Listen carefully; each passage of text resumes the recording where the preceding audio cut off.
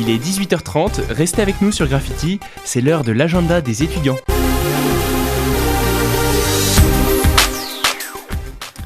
Et je commencerai cet agenda par les événements de la semaine, puisque nous parlerons ensuite sport, puisque c'est le thème du jour. Donc nous terminerons comme chaque semaine par le sport, puis par la surprise du chef, parce que ça commence à devenir une tradition, une petite histoire qui s'est passée dans le monde la semaine passée. Donc d'abord ce soir pour l'agenda classique, je vous invite à aller voir Greg Romano, qui vient dans la salle de spectacle de l'ICES. Donc pour 10€ seulement, venez assister au show de cet humoriste du Golden Moustache, puisqu'il reste des places. Alors n'hésitez pas à venir, c'est très simple, il suffit de taper ICES dans le GPS de votre smartphone et d'arriver pour 20h30 à peu près, et prévoyez 10€. Ramenez votre femme, votre mari, votre petit frère, votre grande sœur, vos jumeaux, vos siamois, votre meilleur pote, votre confidente ou votre amante. C'est ce soir à l'ICES à 20h30 pour seulement 10€, donc un humoriste du Golden Moustache qui vient à La Roche-sur-Yon, c'est quand même assez exceptionnel, et il reste des places, je le répète. Donc en ce qui me concerne, je ne raterai pas cette occasion, puisque c'est tout de même le moment de passer une bonne soirée, ce qui est pas forcément habituel pour des étudiants à La Roche, d'aller voir un humoriste, c'est quelque chose qu'on fait pas toutes les semaines. En parlant de bonne soirée d'ailleurs, c'est Hémisphère Sud qui va s'occuper de la vôtre jeudi soir. Pas besoin d'en rajouter, vous savez très bien ce que c'est Hémisphère Sud. Enfin, pour ceux qui ne savent pas, c'est la plus grande soirée étudiante de l'ouest de la France. C'est aux Oudéry. Et c'est cette année, c'est sur le thème des Caraïbes. Donc ça dure de 21h à peu près à 3h du matin. Vous prenez vos places à 14€ sur internet ou à 13€ en point de vente. Je crois qu'il y en a encore à la Courtésière, je suis pas tout à fait sûr de ça. Enfin, n'hésitez pas à aller sur leur site internet pour savoir où acheter vos places. Et grâce à leur partenariat avec Fun Radio, 3 artistes sont au programme, donc Axel Paerel, Maeva Carter et Lumberjack. Donc c'est assez sympa, n'hésitez pas à vous y rendre, c'est demain soir, c'est Hémisphère Sud. Donc comme d'habitude, ceux qui préfèrent l'ambiance un peu plus posée de la station, ou ceux qui choisissent en guise de before le bar de la place du marché, cette semaine c'est les couleurs de la révolution russe, donc qui vont vous ambiancer, puisque c'est le vodka Red Bull et le vodka pomme à 3,50€. Laissez-moi tout de même vous préciser que l'alcool est à consommer avec modération, bien entendu, et n'hésitez pas à choisir un Sam ou un capitaine de soirée avant de partir en soirée. Voilà pour cette semaine, vous avez toutes les infos pour faire la fête, et n'hésitez pas également à aller consulter la programmation du Fusion qui accueille samedi prochain The Blin Shake et caviar spécial, ou profiter d'un petit moment détendu au bar des artistes ou au BCBG, mais j'ai pas besoin de vous le répéter, comme d'habitude c'est toujours des bons moments et de nombreux étudiants s'y rendent, pas que des étudiants d'ailleurs, sans qu'on ait besoin de leur rappeler.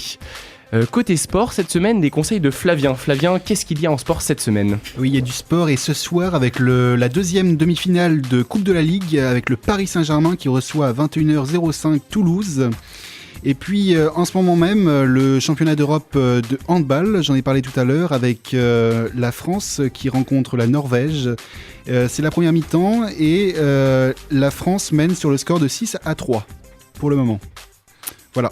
Eh bien, écoute, merci Flavien pour ces conseils d'initié. Toi, quand même, qui est quand même assez balèze en sport, à chaque fois tu peux nous donner comme ça ces petits conseils qu'on ne sait pas forcément ce qui se passe. Donc merci d'être toujours fidèle au poste. Alors, je vous parlais tout à l'heure de la surprise du chef, ce que j'ai l'habitude de faire depuis quelques semaines. Nous étions en Russie dans l'agenda il y a 15 jours, en Italie la semaine dernière.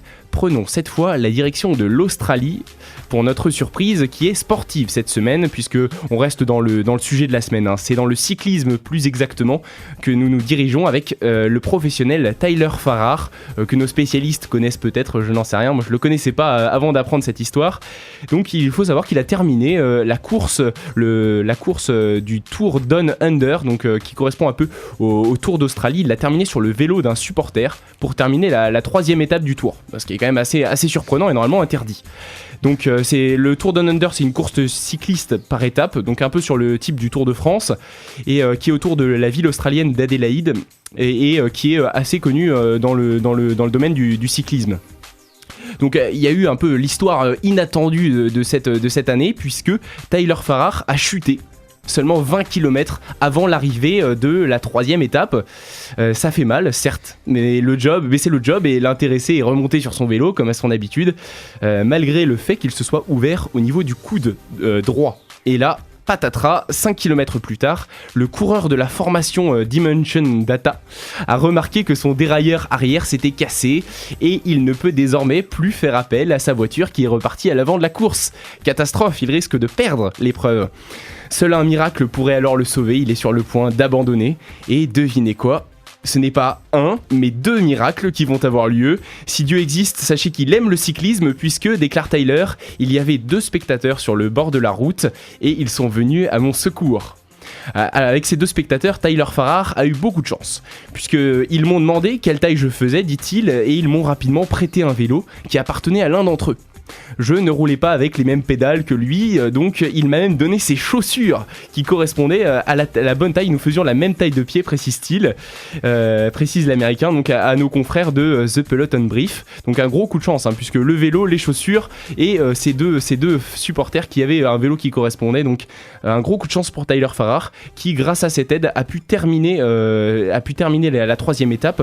Ce coureur de Dimension Data risquait une disqualification du Tour Down Under, puisque c'est interdit de prendre le vélo d'un supporter ou même de n'importe qui soit sur le bord de la route et qui ne fasse pas partie de la course de manière stricte.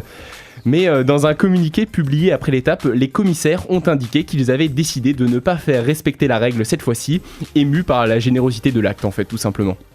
Donc ce n'est pas la fin de l'histoire, puisque le spectateur est venu à l'arrivée récupérer ses chaussures et son vélo. Ça c'est pas si étonnant que ça, mais Tyler Farrar n'a pas manqué de le remercier publiquement, ce spectateur, en prenant une photo souvenir avec lui et par un petit message sur les réseaux sociaux, rapidement devenu viral, et c'est ce qui me permet d'ailleurs de vous raconter cette histoire aujourd'hui.